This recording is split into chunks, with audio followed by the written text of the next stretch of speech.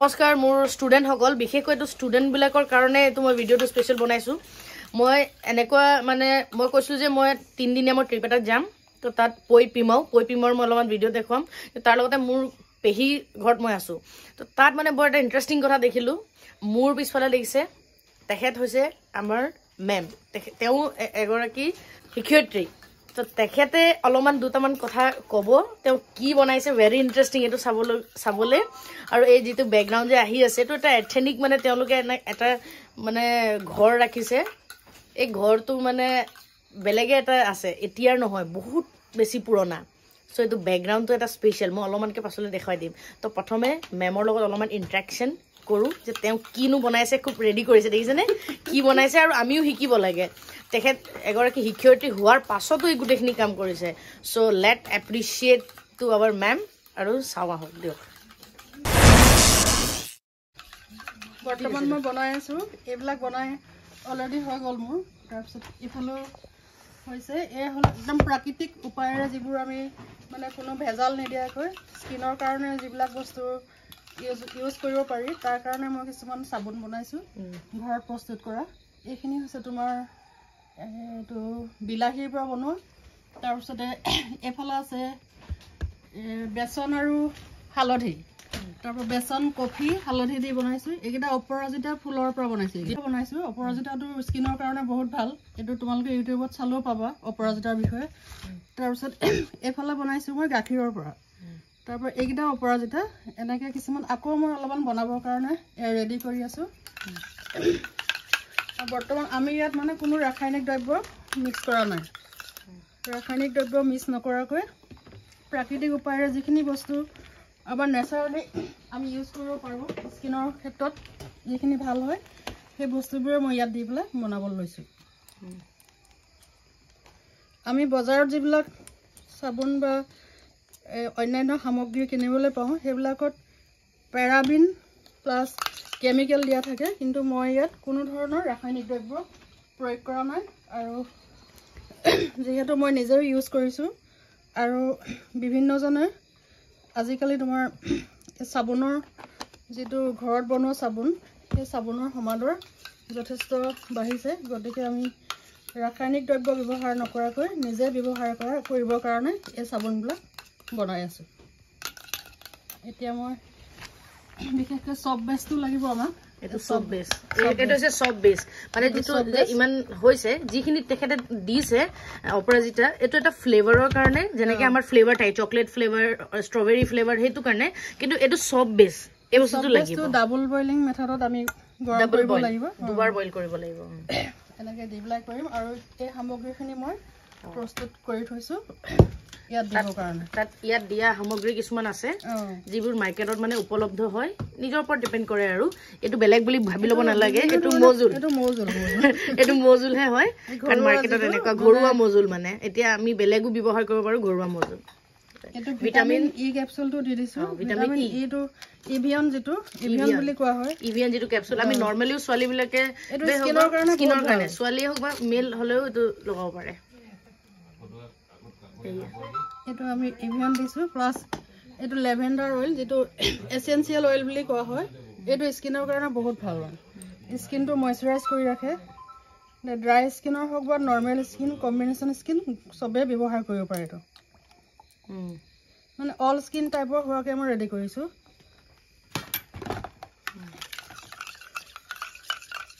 ইয়াত গাখীৰ আৰু যিখিনি দ্ৰব্য মিক্স কৰিছো এই গুটেখিনি ইয়াত মিক্স কৰা আছে এতিয়া মই সব বেসটো ডাবল বয়েল মেথডত কেৰাহী মই পাতি থলো ইফালে এতিয়া গৰম কৰিব লাগিব কিমান দেৰি গৰম কৰিব লাগিব মানে এই সব বেসটো গলি যাব লাগিব এটো মানে আমাৰ এটো গ্লিসাৰিন সব বেস এটো গ্লিসাৰিন আমি হাত সাত বিলাক ফাটিলে মেলিলে ইউজ কৰো অলপমান গেপ লৈ গলিবলৈ আৰম্ভ কৰিছে ইয়াত 2 মিনিট মান হৈছে হে মানে গলিবলৈ আৰম্ভ কৰিলে ডাইৰেক্ট পানী দিটো আমি বইল কৰিব নোৱাৰো সো সেই কাৰণে কি কৰা পানী যদি মিক্স কেনেবাকে পানী অকমানো পৰে তেতিয়া তাৰমানে সাবুনটো ঢিলা হ'ব হেতু কাৰণে ইয়াত পানী মানে অলপো কৰিব নোৱাৰিব পানী মিক্স কৰিব নোৱাৰিব এই ভিতৰত মানে পানী দি পানীটো হে মানে গৰম কৰিব লাগে যেনেকৈ আমি মাৰ্কেটত নাৰিকল তেল আনো হে নাৰিকল তেলটো ঠাণ্ডা দিনত জমি থাকে গলাবৰ কাৰণে আমি উতলা পানী এটা মানে গ্লাছত লৈ লওঁ আৰু গ্লাছৰ ভিতৰত ভৰাই দিওঁ তেনেকুৱা চিষ্টেমত মানে কৰিব লাগিব ঢালাৰ পিছত আমি অকণমান দেৰি লৰাই দিব লাগিব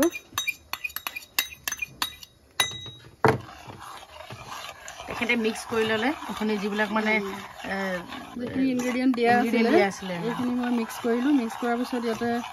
চব বেছখিনি গলাৰ পিছতে সেইখিনি ইয়াতে ঢালি দিলোঁ অকণমান দেৰি লৰাই দিব লাগিব অলপ দানা দানা হৈ আছে এইখিনি তাৰপিছত মই যিবিলাক মল আছে চাবোন বনোৱা সেই মলবিলাকত এইখিনি মানে ঢালি দিওঁ চব বেছটো আমাৰ জেনেৰেল ভাষাত যদি কওঁ মানে ফাৰ্মা আৰু ফাৰ্মা হৈ গ'ল এতিয়া আমি এইকেইটা ফাৰ্মাৰ বনাম এইকেইটা পিএছ চাবোনৰ ফাৰ্মাৰ কালাৰটোৱে হেৰিটোৱে উঠিব এইখিনি অকণমান চাইড কৰি আছোঁ এইখিনি তোমাৰ অনলাইনত মানে কিনিবলৈ পায়